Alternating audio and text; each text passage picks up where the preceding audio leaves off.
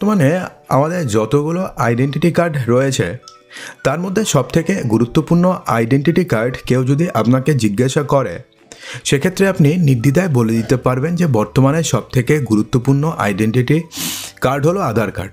কারণ প্রতিটি কাজ করতে আমাদের আধার কার্ডের প্রয়োজন হয়। সে আপনি ব্যাঙ্কে অ্যাকাউন্ট খুলতে চান, অথবা কোনো সরকারি স্কিমের আপনি সুবিধা নিতে চান, অথবা আপনি যে কোনো কাজ করতে চান, আধার কার্ড কিন্তু চাইছে। সেক্ষেত্রে আধার কার্ড নিয়ে ইতিমধ্যে 5টি নতুন নিয়ম জারি হতে চলেছে 2025 থেকে। যে 5টি নিয়মের মধ্যে প্রত্যেকটি আপনাদের জানাটা একান্ত প্রয়োজন। বিশেষ করে শেষের 3টি নিয়ম সম্পর্কে তো আপনাদেরকে জানতেই হবে। তা চলুন এক এক করে জেনে নিই যে আধার কার্ড নিয়ে কী কী নতুন নিয়ম জারি হতে চলেছে।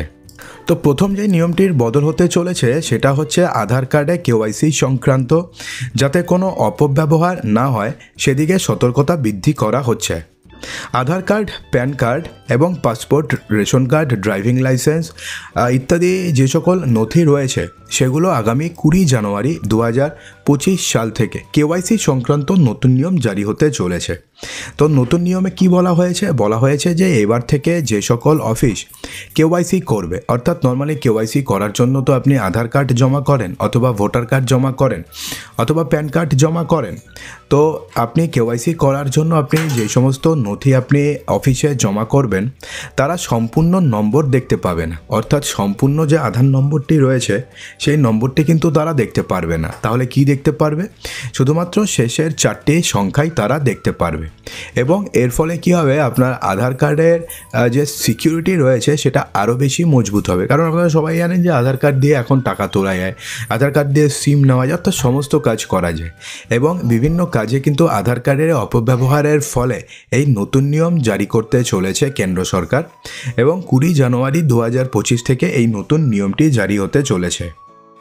এরপরে নিয়মটি সম্পর্কে আপনারা হয়তো অনেকেই জানেন যে যারা বিগত 10 বছরে কোনো আধার কার্ডের বদল করেননি তাদের নানান সমস্যা হতে পারে।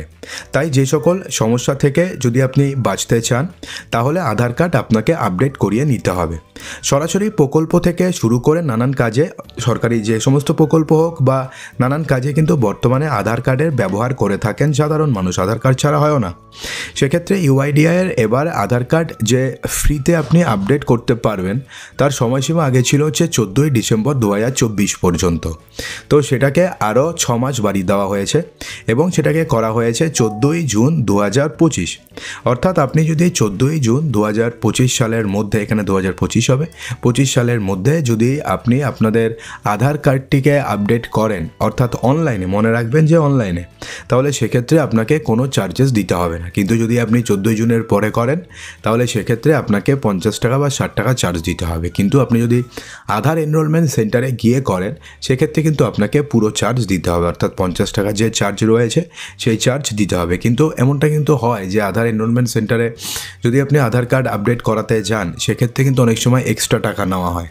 তো এক্সট্রা টাকা কি এরকমভাবে কি আপনারা কোনো সমস্যার মধ্যে পড়েছেন? অবশ্যই কমেন্ট বক্সে জানাতে ভুলবেন না। আধার কার্ড নিয়ে এরপরে যে আপডেটটি রয়েছে সেটা কিন্তু আপনাদের জানাটা খুব প্রয়োজন। তার কারণ আপনারা আধার কার্ডে আপনাদের জন্ম তারিখ হোক, আপনাদের নাম হোক বা আপনাদের সেক্স হোক, আপনি কিন্তু যতবার খুশি ততবার বদল করতে পারবেন না। এই নিয়ে কিন্তু একটা নির্দিষ্ট গাইডলাইন্স রয়েছে। অর্থাৎ আপনি চাইলেন যে আপনার নাম আপনি একটা লিখলেন, নামে স্পেলিং ভুল হলো, আবার চেঞ্জ করলেন, আবার লিখলেন, আবার স্পেলিং ভুল হলো, আবার চেঞ্জ করলেন, এটা কিন্তু বারবার করা যায় না। এক্ষেত্রেও কিন্তু নতুন নিয়ম আনা হয়েছে। জীবনে মাত্র একবারই আপনি জন্ম তারিখ পরিবর্তন করতে পারবেন। অর্থাৎ যখন আপনি আধার কার্ড করবেন সেই সময় যদি কোনো কারণে জন্ম তারিখ যদি ভুল হয়ে যায়, এটা কিন্তু নর্মালি যখন আধার কার্ড ইস্যু করা হয়েছিল তখন প্রচুর মানুষের জন্ম তারিখ ভুল হয়েছে। কারণ সেই সময় এত চাপ ছিল যে ওরাও কিন্তু অনেক সময় তারা ভুল করে দিয়েছে। তো সেক্ষেত্রে আপনাদের যদি ভুল হয়ে থাকে বা নাও যদি হয়ে থাকে, যদি আপনি চেঞ্জ করতে চান তাহলে কিন্তু আপনি একবারই মাত্র জন্ম তারিখ পরিবর্তন করতে পারবেন। তবে নিজেদের মোবাইল নাম্বার, ঠিকানা, ছবি যদি আপনি চেঞ্জ করতে চান তো সেক্ষেত্রে কোনো লিমিট নেই। আপনি যতবার খুশি মোবাইল নাম্বার চেঞ্জ করতে পারবেন, যতবার খুশি ঠিকানা চেঞ্জ করতে পারবেন, যতবার খুশি আপনার ছবিও চেঞ্জ করতে পারবেন। তাই সমস্ত কাজ খুব সতর্কতার সাথে করতে হবে।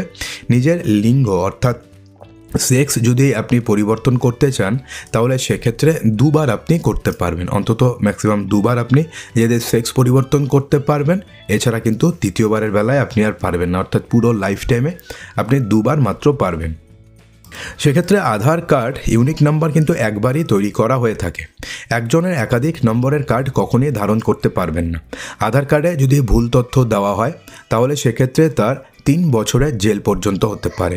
অর্থাৎ কেউ যদি আধার কার্ডে ভুল তথ্য দিয়ে দেয়, ধরুন কেউ আধার কার্ডে ভুল তথ্য দিয়ে দিল, তাহলে সেক্ষেত্রে 3 বছরের জেল হতে পারে।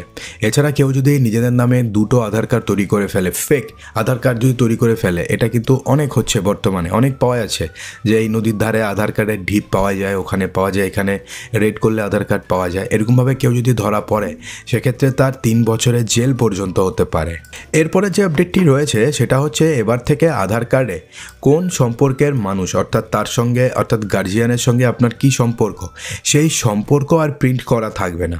অর্থাৎ আগে আধার কার্ডে যেমন বাবার নাম থাকতো, স্বামীর নাম থাকতো, কিন্তু এবার থেকে কিন্তু আর সেটা থাকবে না। নতুন করে যে আধার কার্ডগুলো ইস্যু করা হবে এখন থেকে, অর্থাৎ 20 জানুয়ারির পর থেকে, তো সেই ধরনের আধার কার্ডে কিছু থাকবে না, শুধুমাত্র থাকবে হচ্ছে কেয়ার অফ।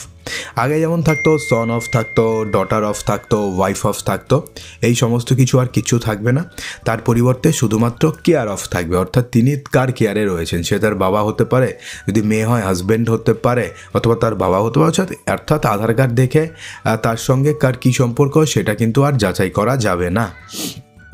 এবং এই নতুন নিয়মটি জারি অলরেডি হয়ে গেছে। অলরেডি কিন্তু অনেকের আধার কার্ড যেটা তৈরি হচ্ছে নতুন করে, সব কিন্তু কেয়ার অফ দিয়ে, সন অফ, ডটার অফ বা ওয়াইফ অফ কিছু লেখা থাকছে না।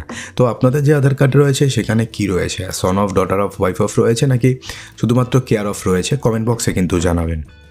এরপরে যে পরিবর্তনটি হচ্ছে সেটা হচ্ছে যাদের ফিঙ্গারপ্রিন্ট সংক্রান্ত সমস্যা থাকবে তাদের ক্ষেত্রে আধার কার্ড 2025-এর নতুন নিয়ম অনুযায়ী আইরিস স্ক্যান করে আধার কার্ড সংক্রান্ত কাজ করা হবে। অর্থাৎ কারোর যদি এরকম হয় যে ফিঙ্গারপ্রিন্ট নেই, ধরুন হাত নেই বা দুর্ঘটনায় হাত কাটা গেছে, তো সেই সমস্ত লোকেদের ক্ষেত্রে এখন থেকে ফিঙ্গারপ্রিন্টের পরিবর্তে আইরিস স্ক্যান দিয়ে, শুধুমাত্র আইরিস স্ক্যান দিয়ে আধার কার্ড ইস্যু করা হবে। এরপরে রয়েছে নিজেদের আধার কার্ড সুরক্ষা বৃদ্ধি করতে আধার কার্ডের হিসাবে আধার কার্ড 2025-এর নতুন যে নিয়মটি রয়েছে সেক্ষেত্রে মাস্ট আধার ব্যবহার করা শুরু করা ভালো। অর্থাৎ আপনি আধার কার্ডের পরিবর্তে মাস্ট আধার কার্ডও আপনি ব্যবহার করতে পারবেন। তো মাস্ট আধার কার্ড কি, এই নিয়ে যদি আপনাদের জানার প্রয়োজন হয় ভিডিওর কমেন্ট বক্সে লিখবেন। আমরা কিন্তু আপনাদেরকে মাস্ট আধার কার্ড কী বা কীভাবে বানাবেন এই নিয়ে প্রপার ভিডিও বলে দেবো। আধার কার্ড দিয়ে মোবাইল সিম তোলা যায়। তো সেক্ষেত্রে আপনি হয়তো কোনো দোকানে আধার কার্ড আপনি জমা দিয়ে আপনি সিম তুলেছেন, কিন্তু সেই দোকানদার যে সেই আধার কার্ডের অপব্যবহার করে অন্য কাউকে সিম দেয়নি, তার কি গ্যারান্টি আছে? হ্যাঁ বন্ধুরা, এই প্রশ্নের উত্তর যদি আপনি খুঁজে থাকেন তাহলে আপনি এর উত্তর পেয়ে যাবেন। কারণ আধার কার্ড দিয়ে আপনার নামে অন্য কেউ সিম কার্ড ব্যবহার করছে কি না এবার সেই বিষয়ে কিন্তু আপনি জানতে পারবেন। অর্থাৎ আপনি জানতে পারবেন যে আপনাদের আধার নম্বর দিয়ে কতগুলো সিম কার্ড চলছে, অর্থাৎ কতগুলো সিম কার্ড ইস্যু করা হয়েছে এবং কতগুলো সিম কার্ড বর্তমানে চলছে। এর জন্য মাই আধার সাইটে যাবেন, সেক্ষেত্রে আপনি অথেন্টিকেশন হিস্ট্রিতে যাবেন এবং সেখানে দেখলে আপনি বুঝতে পারবেন যে আপনার আধার কার্ডের তথ্য কে কোথায় ব্যবহার করছে। অর্থাৎ আপনার আধার কার্ড দিয়ে কোন কোন সিম নাম্বার ইস্যু হয়েছে তার লাস্টের 4টা ডিজিট আপনি দেখতে পারবেন। তো যদি মনে হয় যে কোনো সিম নাম্বার আপনি তোলেননি, ওটা ভুল করে তোলা হয়েছে বা কেউ মিসইউজ করার জন্য তুলেছে, তো সেক্ষেত্রে আপনি রিপোর্ট করতে পারবেন। 7 দিনের মধ্যে সেই নম্বর ডিঅ্যাক্টিভেটেড হয়ে যাবে। অথবা সেই নাম্বারে তখন বায়োমেট্রিক অথেন্টিকেশন চাইবে যে ফেস আইডি দাও, এটা দাও, ওটা দাও। যদি অরিজিনাল আধারের সঙ্গে না মিলে তাহলে তার সিম ব্লক করে দেওয়া হবে।